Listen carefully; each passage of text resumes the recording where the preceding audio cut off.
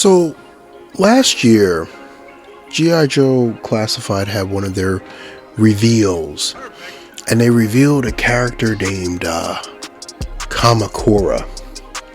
And my first thought was that? Is that a sex position? Like, should I be trying to experiment with that with my wife? Who's like, hey baby, I know you're used to the regular stuff, but guess what I just learned?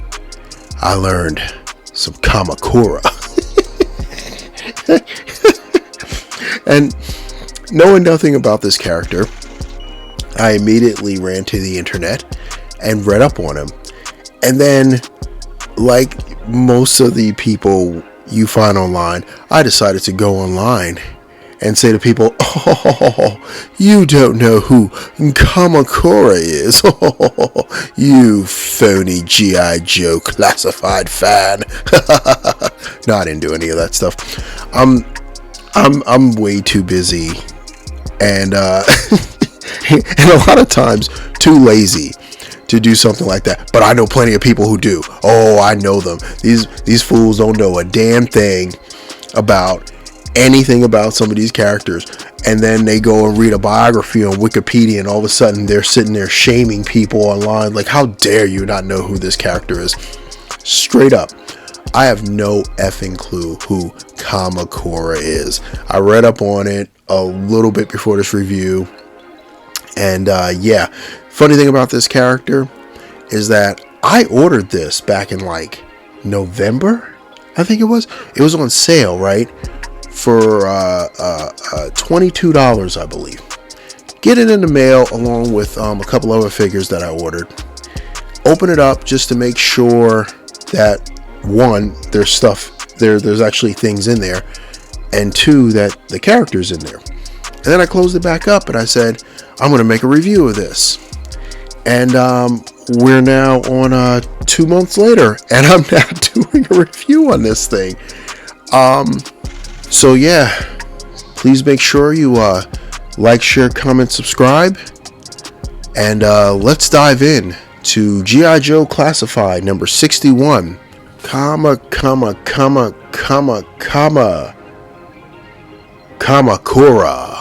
Come and go, you come and go. Yeah.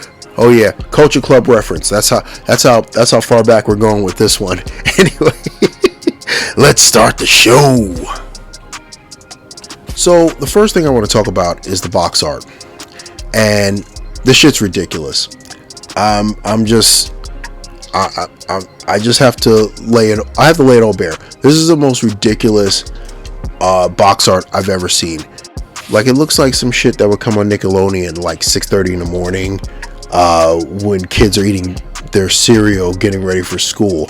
This looks stupid. This does not look like an adult collector box. I understand they're trying to go for all these different art looks and all these different art styles and everything, but the problem with this is consistency. My last review I did on Sergeant Slaughter, and I talked about the consistency of the box art. It's consistent. It looks like a professional, one, did it, and two, it's for a particular audience, which is the adult collector. This shit looks stupid. It looks it's just completely off brand. That Zorana one is another one, just completely off brand. It's really poorly done for what it's trying to do. If it was, let's say, a toy not geared towards adult collectors, yeah, this is perfectly fine. But this is supposed to be something for adults, and you can't have ridiculously childish box art on a figure geared towards people in their mid-20s, 30s, 40s, 50s, etc. Now, when you open this sucker up, I mean, listen, I could say a lot of things, but this dude looks clean. Like, he looks super clean out of the box. I was very blown away by how clean the character looked and how the greens popped. It really caught me off guard. And then, of course, they have the G.I. Joe Classified lock box for Kamakura. And like I said, I appreciate the extra effort. It's minute, it's stupid, it's small, but I appreciate the little things about this because it makes it look more professional once you get past the ridiculous box art. And oh boy, it does look clean. Like the rivets and the gunmetal gray in his armor, his even though I believe that torso is Storm Shadow's torso, it still looks good. It still looks, it does have a certain pop to it. Now here's the thing that bothers me about some of these classified figures, and it's their elbow, like their their outer arm, I guess, inner arm. Look at these arms. Like, look at this elbow. This thing, it's ridiculous. It looks like Timber here took a chunk out of his arm. It doesn't bend correctly. It looks so, it just looks so disproportionate. Now, here's the best part. You take Storm Shadow, bring on Storm Shadow. You take Storm Shadow, you look at it, same exact thing. It's like totally indented, where it looks misshapen and deformed. I don't like that. I just really do not like that on the bare skin of characters. So I'll give you a couple of examples of how they've done this better. So look at Stalker. Stalker, pinless joints, same size arms as far as I could tell, but his arms have a lot more pop to them. They look seamless, like they look like a seamless joint. It looks misshapen and deformed. That's all, I'll leave it at that. It's like they took parts from other figures, stuffed them all together, once again, typical Hasbro fashion, and now we have misshapen arms. But like, another one, I'm gonna bring in another character that I wanted to show. This is a headless Goku. So this is a figure arts figure that the head broke off because the head pegs are so damn small on these things. But I'm using this as an example. Like, look at his arm, how seamless his arm is. Like, they could easily incorporate something like that into these arms for pretty much a dirt cheap price. Like, they don't have to do it to this extent, but at least make the arms even. Now for posing. Now he has pretty much the same posing as all the G.I. Joe classified figures, particularly the ninjas. He has the dumbbell joint in the neck. He can look up and down. He has the butterfly joints in his arms, double jointed elbows, double jointed knees. He has a torso that has that torso cut that I kind of am getting kind of weary of now. It just doesn't blend well. It just doesn't look as clean as it used to back in the day. He can turn side to side. He has ankle pivot and he has ankle tilt. So I mean, he's pretty much the standard for G.I. Joe classified posing. But let's be clear. Let's not take that posing for granted, because, you know, drop down hips, all that good stuff. Don't take this for granted, because they could just treat it like Marvel Legends, where they just kind of just stick body parts together and just go from there. Now, let's talk about his accessories and play our favorite game. Name that reuse. Oh yes, we love Name That Reuse. Oh, we love it. Love it, love it, love it, love it. So let's go with the reuse. So he has the katana holder and the blades from the Snake Eyes movie Storm Shadow. He has the split sword bow thing from Akiko from the Snake Eyes movie. He has Storm Shadow's hood and hood accessory. He has Snake Eyes, I forget which Snake Eyes it was, but he has a gun from Snake Eyes. And and I believe his handgun is actually from Snake Eyes as well as his knife. So essentially, every single accessory in here has been used by another G.I. Joe figure, save for the head and for the unmasked head and masked head. Save for those, everything else essentially here is a piece of reuse. And I mean, listen, if you're gonna do that, that's fine, but you can't charge $33 for this. I'm sorry, you can't charge a premium figure cost for reuse of items that if you collected all the G.I. Joe figures thus far, you have essentially all of these things sitting in your house right now.